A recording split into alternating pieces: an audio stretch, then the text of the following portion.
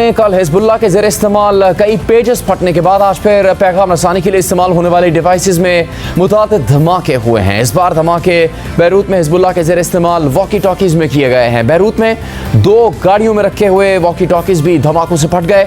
Al Jazeera के मुताबिक आज होने वाले धमाकों में कम से कम 9 अफराद मारे गए हैं और 300 अफराद जख्मी हुए हैं। सिर्फ यही नहीं, बरतानवी अखबार गार्डियन के मुताबिक लबनान में घरों में नस्ब सोलर एनर्जी सिस्टम्स भी धमाकों से फट गए हैं। साथ ही कई दीगर डिवाइसेस के फटने से मुतालिक भी सोशल मीडिया पर वीडियोस गर्दिश कर रही हैं, जबकि गाड़ियों की बैटरीज फटने की भी खबरें आ रही हैं।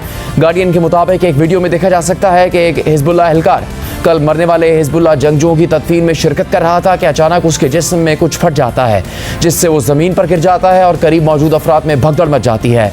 आज के वाक़यात की मज़ीद तफसीलात भी सामने आ रही हैं, जबकि लबनान में कल होने वाले पुरअसरार धमाकों में अब तक 12 अफराद मारे गए हैं, जिनमें हिजबुल्लाह के 2 अरकान पार्लियामेंट के बेटे और 1 रुकन की बेटी भी शामिल है, जबकि ईरानी सफ़ीर मुश्तबा अमानी समेत 2750 से ज़्यादा अफराद ज़ख्मी हैं। लबनान के महकमा सेहत के मुताबिक 300 ज़ख्मियों की हालत तशवीशनाक है और उनमें से ज़्यादातर को ICU में रखा गया है। सिर्फ यही नहीं, लबनान के अलावा शाम में भी हिजबुल्लाह के ज़ेर इस्तेमाल कई पेजेस फटे हैं, मगर जहां हिजबुल्लाह के खिलाफ इजरायली खुफिया एजेंसी मोसाद की इस गैर मामूली कार्रवाई पर दुनिया हैरत ज़दा है, तो वहीं हिजबुल्लाह के सिक्योरिटी, इंटेलिजेंस और मवासाती निज़ाम और सलाहियतों पर संजीदा सवालात उठ गए हैं। इसे बहुत बड़ा सिक्योरिटी ब्रीच करार दिया जा रहा है। खुद हिजबुल्लाह ने तो इसराइल पर जिम्मेदारी डालते हुए बदला लेने का ऐलान कर दिया है, लेकिन इसराइल ने सरकारी सतह पर इस कार्रवाई की जिम्मेदारी कबूल नहीं की है और अब तक खामोशी इख्तियार की हुई है, जबकि अमेरिका भी लाइल्मी का इजहार कर रहा है। मगर हिजबुल्लाह लबनानी हुकूमत के साथ साथ खुद मगरबी मीडिया भी पेजर धमाकों को इसराइली खुफिया एजेंसी मोसाद और इसराइली अफवाज की कार्रवाई करार दे रहा है। इस सब में सबसे अहम सवाल ये है कि इसराइल ने कैसे हिजबुल्लाह एहलकारों के ज़ेर इस्तेमाल पेजेस को धमाकों से उड़ाया, मोसाद ने किस टेक्नोलॉजी और हिकमत अमली का इस्तेमाल किया। इस हवाले से 2 थ्योरी सामने आ रही हैं। एक बड़ी थ्योरी ये है कि हिजबुल्लाह ने हाल ही में अपने एहलकारों के लिए पेजर डिवाइसेस मंगवाई थी, मगर लबनान पहुंचने से पहले ही या मैन्युफैक्चरिंग के दौरान इसराइल ने इन डिवाइसेस में धमाका खेज मवाद नस्ब कर दिया। यानी पेजेस बनाने वाली ताइवान की कंपनी संगीन इल्ज़ामात की जद में आ गई है, और अगर ये थ्योरी दुरुस्त है तो इसे तारीख में सप्लाई चेन का सबसे बड़ा हमला करार दिया जा रहा है। जबकि दूसरी और निस्बतन कमज़ोर थ्योरी ये है कि इसराइल ने साइबर सलाहियतों का इस्तेमाल करते हुए पेजेस की बैटरीज को हीट अप कर दिया, जिससे पेजेस फट गए। इन दोनों थ्योरी से मुतालिक मगरबी मीडिया में मुख्तलिफ रिपोर्ट सामने आ रही हैं।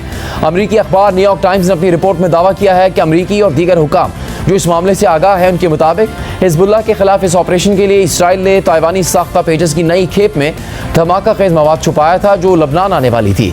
हिजबुल्लाह ने ताइवान की कंपनी गोल्ड अपोलो को पेजेस का ऑर्डर दिया था, जबकि लबनान पहुंचने से पहले ही उनके साथ छेड़छाड़ की गई, जिनमें से ज़्यादातर AR-924 मॉडल के थे। तो हम शिपमेंट में 3 दीगर मॉडल्स भी मौजूद थे। 2 अहदेदारों ने बताया कि धमाका खेज मवाद, जिसकी मिकदार 1 से 2 औंस तक थी, उसे हर पेजर में बैटरी के बिल्कुल साथ लगाया गया था और एक स्विच भी लगा दिया गया था, जिससे दूर से धमाका खेज मवाद को डेटोनेट करने के लिए इस्तेमाल किया जा सकता था। कल दोपहर को 3:30 बजे हिजबुल्लाह के ज़ेर इस्तेमाल पेजेस में एक मैसेज मौसूल हुआ। बज़ाहिर लग रहा था कि ये मैसेज हिजबुल्लाह की लीडरशिप की जानिब से आ रहा है, मगर इस मैसेज ने धमाका खेज मवाद को एक्टिवेट कर दिया। न्यूयॉर्क टाइम्स के मुताबिक ईरान के पासदारान इनकलाब के एक एहलकार ने बताया कि हिजबुल्लाह के ज़ेर इस्तेमाल पेजेस, जिनमें से एक पेजर को ईरानी सफ़ीर भी इस्तेमाल कर रहे थे, 10 सेकंड के लिए बीप हुए और फिर फट गए। न्यूयॉर्क टाइम्स के मुताबिक इस दौरान मुतासरीन ने मैसेज देखने के लिए पेजेस को आंखों और चेहरों के करीब कर दिया था, इसीलिए मुतासरीन की आंखों को ज़्यादा नुकसान पहुंचा।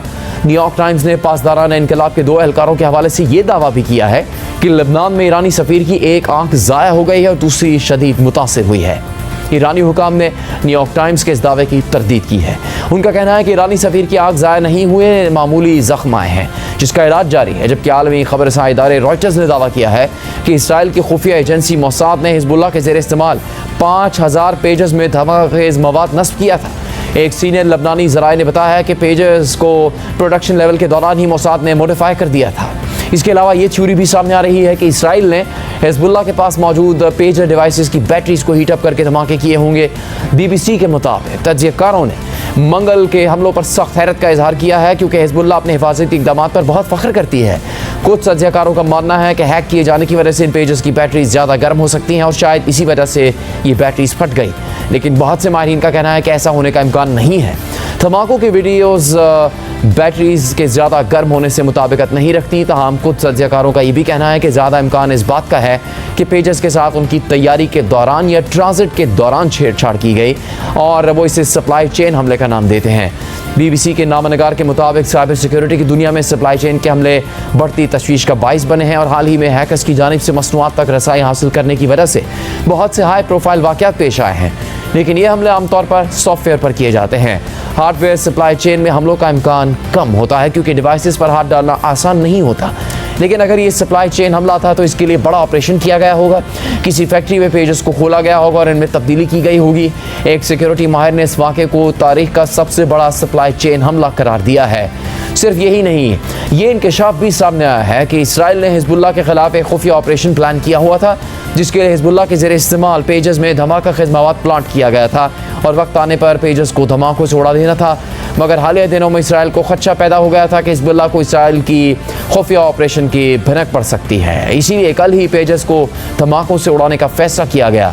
अमरीकी न्यूज़ वेबसाइट एक्सियोस की रिपोर्ट के मुताबिक 3 अमरीकी ओहदेदारों ने बताया है कि इसराइल ने मंगल के दिन लबनान और शाम में हिजबुल्लाह के ज़रिए इस्तेमाल पेजर को इस खदशे की वजह से उड़ाने का फैसला किया कि शायद हिजबुल्लाह को इसराइल के खुफिया ऑपरेशन का पता चल चुका है। एक अमरीकी एहलकार ने बताया कि इसराइल ने अमरीका को इन हमलों की टाइमिंग से मुतालिक जवाब पेश किया कि ये वो लम्हा बन गया था जिसमें फैसला करना था या इसे इस्तेमाल करो या फिर खो दो। रिपोर्ट के मुताबिक इस ऑपरेशन के बारे में इल्म रखने वाले एक साबिक इसराइली एहलकार ने बताया कि हिजबुल्लाह की सफ़ों में बारूद वाले पेजेस को प्लांट करने में कामयाब होने के बाद इसराइली इंटेलिजेंस सर्विसेज ने मंसूबा बनाया था कि वो इसे हिजबुल्लाह के खिलाफ मुकम्मल जंग छिड़ने की सूरत में एक इब्तदाई हैरानकुन धचके के तौर पर इस्तेमाल करेंगे ताकि हिजबुल्लाह को कमज़ोर किया जा सके। अमरीकी एहलकार के मुताबिक हालिया दिनों में इसराइली लीडरशिप को तशवीश हुई कि हिजबुल्लाह पेजेस का पता लगा सकती है, जिसके बाद इसराइली वज़ीर आज़म और आला हुकाम ने फैसला किया कि हिजबुल्लाह की तरफ से पेजेस का सुराग लगाए जाने का रिस्क लेने की बजाय इस निज़ाम को अभी से इस्तेमाल किया जाए। रिपोर्ट के मुताबिक इसराइल को इसलिए तशवीश हुई थी क्योंकि हालिया दिनों में हिजबुल्लाह के 2 एहलकारों ने पेजेस से मुतालिक शकूक व शुबात का इजहार किया था। जबकि पीर के दिन सदर बाइडन के एक आला मुशीर ने इसराइल का दौरा किया था तो वो नेतन्याहू, इसराइली वज़ीर दिफ़ा और दीगर आला हुकाम के साथ ऑपरेशन के मुमकिन तौर पर कॉम्प्रोमाइज़ होने से मुतालिक घंटों तक सिक्योरिटी कंसल्टेशन में मसरूफ़ रहे थे। मगर अमरीकी एहलकार ने बताया कि जब इसराइली हुकाम अमरीकी मुशीर से मिले थे तो उन्होंने इशारा तक नहीं दिया कि पस पर्दा क्या चल रहा था। रिपोर्ट के मुताबिक मंगल की शाम को जब लबनान भर में पेजेस फटने वाले थे तो चंद मिनट पहले इसराइली वज़ीर दिफ़ा ने अमरीकी वज़ीर दिफ़ा लॉयड ऑस्टिन को फ़ोन करके बताया कि इसराइल जल्द ही लबनान में एक ऑपरेशन करने वाला है। मगर इसराइली वज़ीर दिफ़ा ने इस हवाले से तफसीलात बताने से इनकार कर दिया। अमरीकी एहलकार ने इसराइली वज़ीर दिफ़ा की कॉल को अमरीका को मुकम्मल तौर पर अंधेरे में रखने से बचने की एक कोशिश करार दिया है। अमरीकी हुकाम इस कॉल को पेशगी नोटिस के तौर पर नहीं देखते।